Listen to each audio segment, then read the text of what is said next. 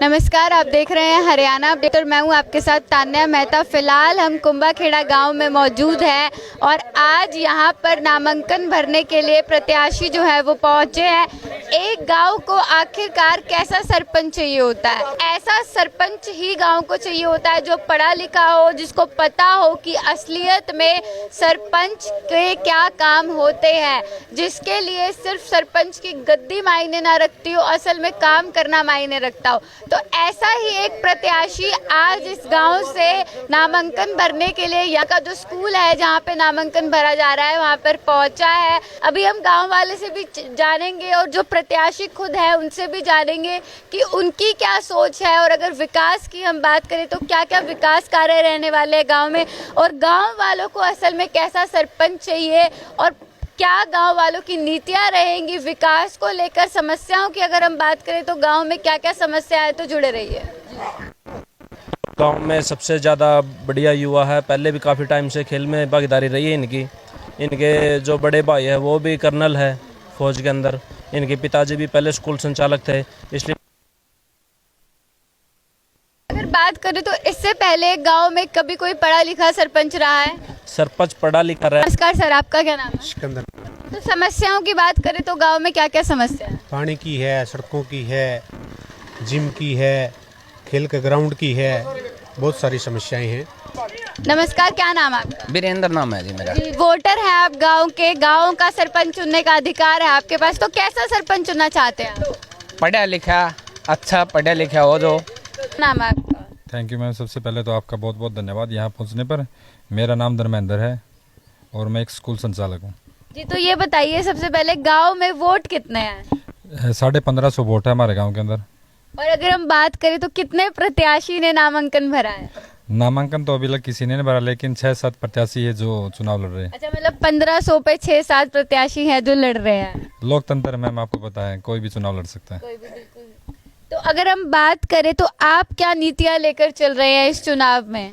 मेरा मेन मुद्दा एजुकेशन है, क्योंकि एजुकेशन ही ऐसा वेपन है जो क्या कर सकता है, समाज को सुधार सकता है। तो मेरा मेन मुद्दा एजुकेशन है, रोजगार है। छोटे छोटे लघु उद्योग गांव में स्टार्ट किए जाए, लोगों को रोजगार दिया जाए, महिलाओं को, बच्चों को आगे लाया जाए, महिलाओं को रोजगार शिक्षित किया जाए। तो अगर बात करें तो आप भी काफी पढ़े लिखे लग रहे हैं, अगर आप स्कूल चलाते हैं तो एक बार अपनी एजुकेशन बता दीजिए दर्शकों को। मैं MA B.Ed JBT क्वालिफाई और रियान इंटरनेशनल स्कूल बालक चौपटा का संचालक हूँ। मेरा मेन मकसद जो चुनाव लड़ना है वो गांव के विकास करना है, क्योंकि सभी मानते हैं कि एक शिक्षित व्यक्ति ही समाज का सुधार कर सकता है।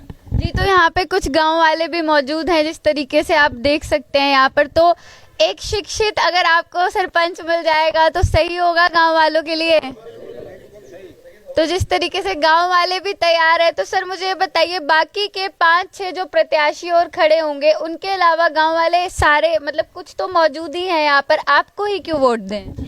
सभी जानते हैं कि इस गांव का विकास कौन करवा सकता है। अब वोटर अपने शिक्षित हो चुका है, उनको पता है कि गांव का, बच्चों का कौन विकास करवा सकता है। मेरे साथ ही मेरे ताऊ बैठे हुए जो पूर्व सरपंच रहे हुए हैं, इनका सपोर्ट मेरे साथ है। इन्होंने भी जो मेरे को आशीर्वाद दिया कि बेटा आप आगे आओ और एक अच्छे समाज का निर्माण करो। तो अगर हम वैसे गांव में समस्या, गांव के कुछ लोग हैं यहाँ पे सर, अगर हम गांव की समस्याओं की बात करें तो गांव में फिलहाल क्या क्या समस्या है? गांव में गलियों की हैं, पानी की नालियों की हैं, ये समस्याएं रहती हैं, सभी गांव में रहती हैं। उनका मतलब सही ढंग से अच्छा सी तरह विकास का काम करना, अच्छी गलियां बनाना, अच्छी नालियां बनाना, साफ सफाई का पूरा ध्यान रखना। नमस्कार सर, क्या नाम है आपका? मेरा नाम डॉक्टर यशोब है। मैं सिटी अस्पताल का संचालक हूँ बरवाड़ा से। जी, तो सर कैसा सरपंच चाहिए गांव को? ऐसा सरपंच जो धर्मेंद्र है ऐसा चाहिए। अच्छा, जो अभी फिलहाल उन्होंने नामांकन भर दिया है, तो क्या गांव वाले साथ हैं उनके? हाँ, मैक्सिमम लोग उनके साथ हैं मतलब, और हमारी जीत निश्चित है और अच्छे वोटों से जीत होगी। जी, तो कैसा विकास चाहते हैं आप? अगर बात करें समस्या की तो गांव में फिलहाल क्या क्या समस्या है? समस्या पानी की है, गलियों की है, समस्या ही समस्या है जी। पिछली प्लान में तो कुछ हुआ नहीं मतलब ढंग से कुछ, तो वेल प्लान्ड हो मतलब, और शिक्षित कोई आगे काम करे तो उस जैसी कोई बात नहीं मतलब। तो जी, सर ने अभी बोला कि पिछले कुछ सालों में गांव में कोई काम नहीं हुआ है, विकास नहीं हुआ है। क्या कारण मानते हैं आपके काम नहीं हुआ है? जो लोग यहाँ पर प्रत्याशी चुन के जाते हैं वो अपनी राजनीति चमकाना स्टार्ट कर देते हैं। गांव का एक बार वोट लेने के लिए आते हैं, उसके बाद गांव में नज़र ही नहीं आते। और मेनली जो इसका मेन रीज़न रहा है वो है मतलब उस चीज़ की नॉलेज होना। जिस आदमी को जिस चीज़ की नॉलेज नहीं होगी तो वो विकास कैसे कर सकते हैं। तो मेनली अब की बात जो चुनाव लड़ने का सभी जो मेरे परिवार आए हुए हैं, गांव के भी काफ़ी लोग आए हुए हैं, उन्होंने मिलकर एक मुहिम स्टार्ट की है कि इस गांव को कैसे उठाया जाए। आज छोटे से छोटे गांव से लेकर अगर देखे जाएं तो नेशनल से इंटरनेशनल लेवल तक के बच्चे वहां से निकल रहे हैं। तो हमारे गांव से क्यों नहीं ऐसा हो सकता?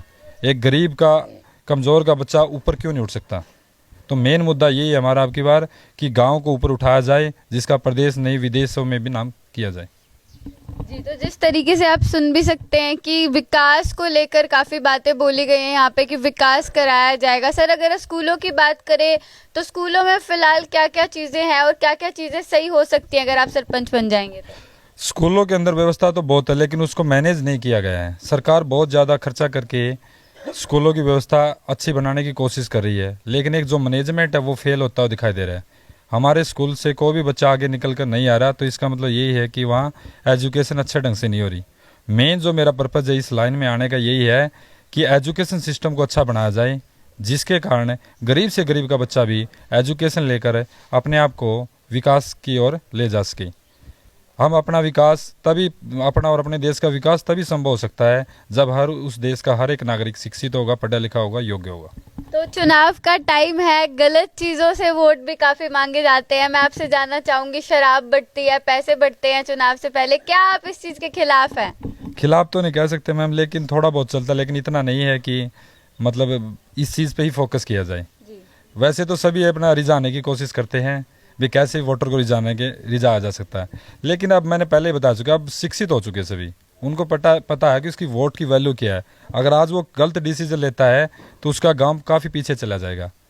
युवा है जो काफ़ी जोश है युवा के अंदर, वो कह रहे कि गांव की तस्वीर बदलनी है, तो कैसे भी करके एक अच्छा शिक्षित, पढ़ा लिखा और योग्य उम्मीदवार कैसे मतलब आगे लाया जाए। मैडम, मैं इनके पिताजी हूँ। अच्छा। और भारतीय जनता पार्टी का पूर्व प्रदेश सचिव रह चुका हूँ। और एक दिली तमन्ना है, मेरा सारा परिवार बैठा है, इनसे इस बच्चे में ऊर्जा को दे रहे हैं। वे गाँव में दिखाएं जब से देश आज़ाद हुआ है कोई सरपंच बना है, यही एक तमन्ना है, वह इस गांव को बहुत आगे विकास पर ले जाए।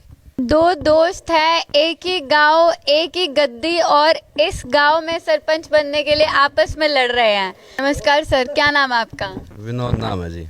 जी, तो अभी आपके जो ओपोनेंट है धर्मेंद्र जी, उन्होंने नामांकन भर दिया है, आप कब भर रहे हैं? बड़ी अच्छी बात है जी, जी भरना चाहिए और भी भरो। ये पब्लिक है, जनता है, जिसके साथ होगी, जो अच्छा करेगा उसी की सपोर्ट करनी चाहिए। परिवारवाद से ऊपर इलेक्शन लड़ना चाहिए, जो भी हो है अच्छा होना चाहिए। जी। जो गांव के जो मुद्दे है, कुछ भी हो, सबका समाधान होना चाहिए, उसी को वोट करो। वोट का सबको अधिकार है। दोस्त हैं दोनों, मिलके चुनाव लड़ेंगे, कोई ऐसी बात नहीं, सब समान है, सब ठीक ही रहेगा। तो मतलब जनता जिसे चुनेगी अपना लेंगे। का फैसला सर्वमान्य है, सरमत है, जो होगा जनता अच्छा करेगी। तो अभी फिलहाल हमारे साथ इस गांव के बुजुर्ग मौजूद हैं जो गांव के 3 बार सरपंच रहे हैं, चेयरमैन भी रहे हैं। सर नमस्कार। नमस्कार जी, बताइए, धर्मेंद्र जी चुनाव लड़ रहे हैं, नामांकन भर रहे हैं, आज कैसा लग रहा है आपको? बहुत बढ़िया छोरा है, युवा छोरा है, जवान आदमी है, गौ से इलेक्शन लड़ना हमें बड़ी खुशी की बात है कि भाई इलेक्शन लड़ो, खुश रहो बेटा।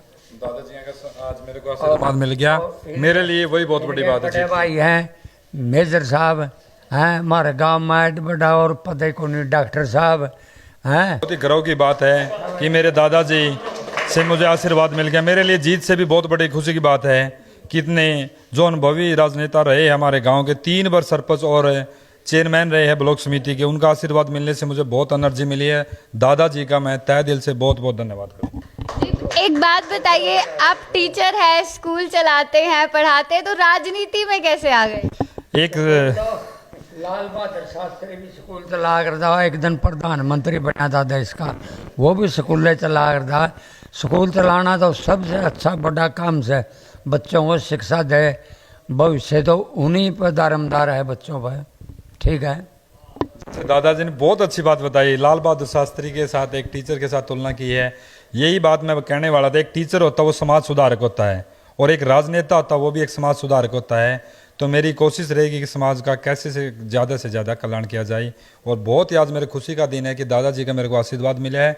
उनके साथ, उनके अनुभव के साथ मिलकर अगर मेरे को प्रत्याशी चुनते हैं तो मैं गाँव के विकास के लिए तत्पर रहूँगा। Thank you.